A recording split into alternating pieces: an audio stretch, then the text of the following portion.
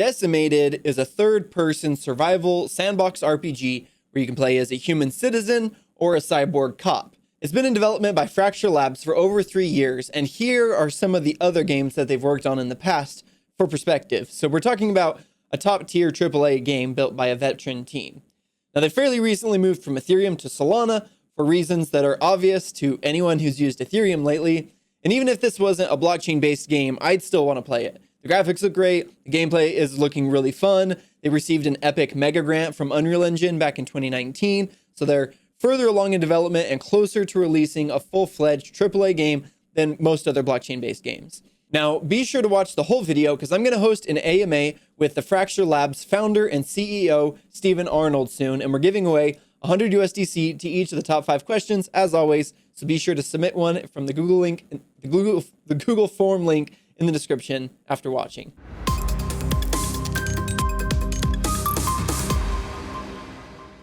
Welcome to DeFi Now and Merry Christmas.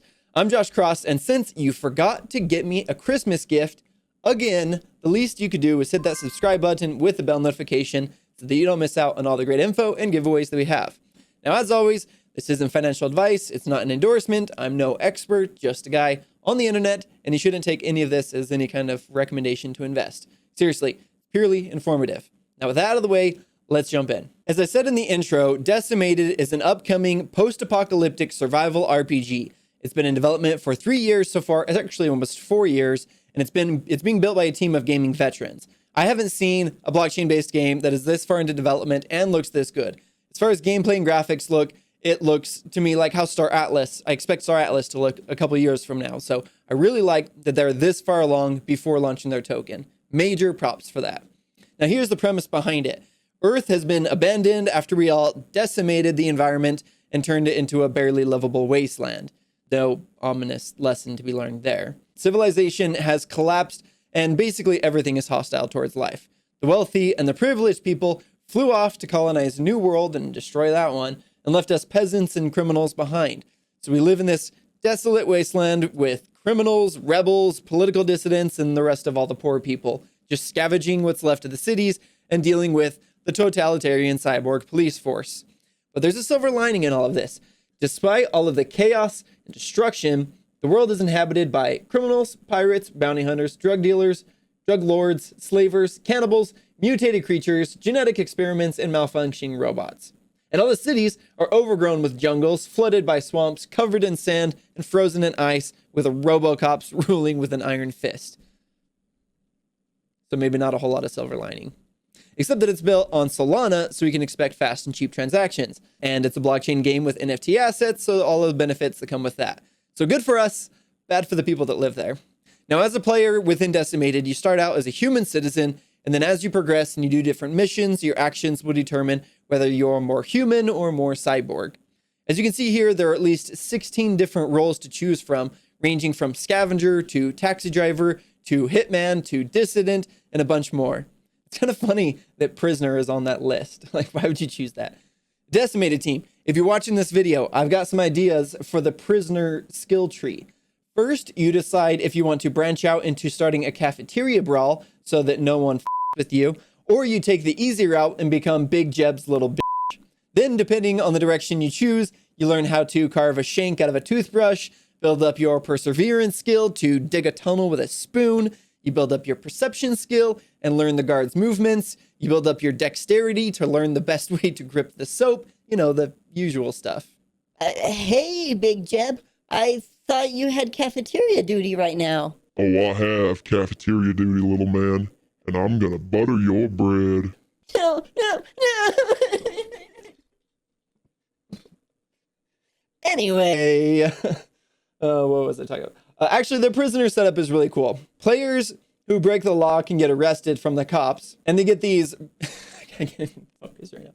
Players who are arrested for breaking the law become prisoners who get explosive collars around their necks. They're then thrown into televised PvP death matches like the pre-alpha gameplay you can see here that was recorded back in May of 2020. Super cool. Yeah, it's cool.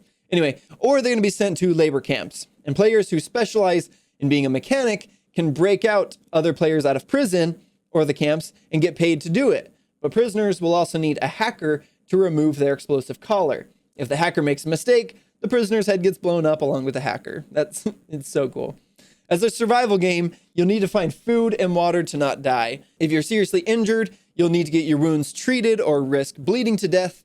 You can get medication from a medic, but you need to be wary about taking too much and getting addicted, which would then affect your performance and judgment. I really like the attention to detail here. It's like how I have my Witcher 3 game full of hardcore realism mods.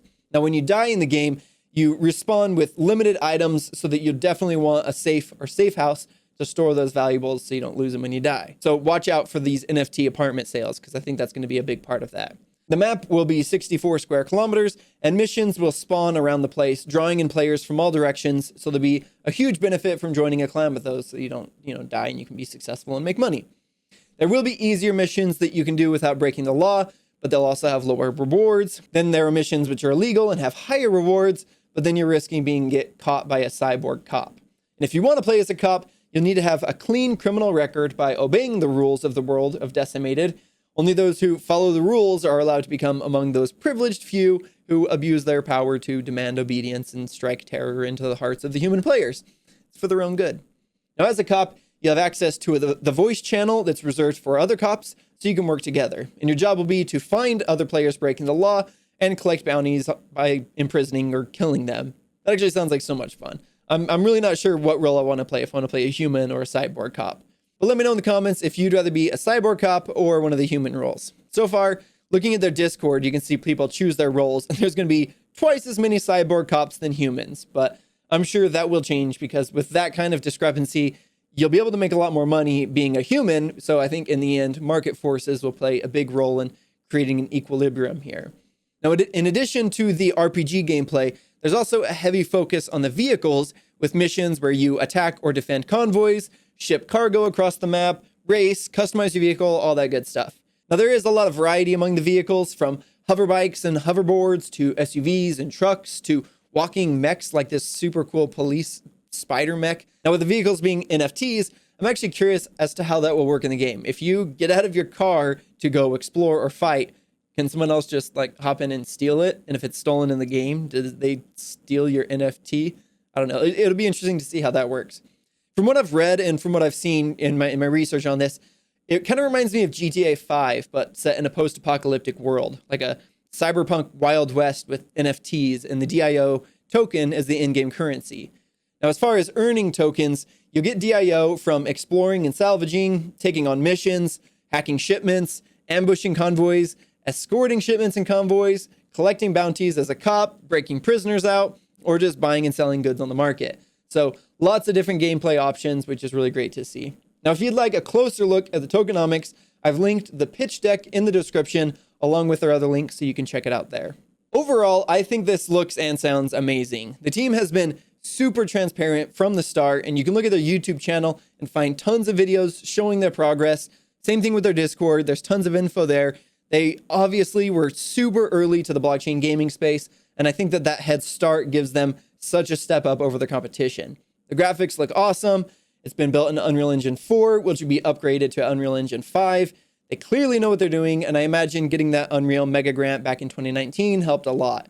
Now, all that's not to say that there aren't major hurdles ahead of them. Dealing with bots and hackers, scammers, and cheaters, all of that will be difficult, and it'll be an ongoing process.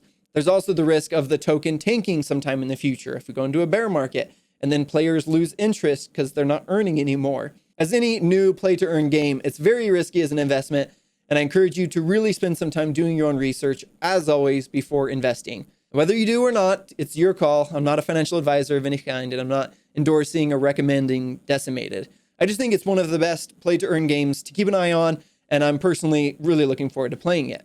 Now, before you go, don't forget to drop your AMA question in the Google form, linked in the description. 100 USDC to each of the top 5 questions. So do that. Now, what do you think of Decimated? Which role seems the most exciting to you? Sound off your thoughts in the comments below. And if you think you got some value from watching, a thumbs up down there is always appreciated. Thanks so much for watching. Keep exploring.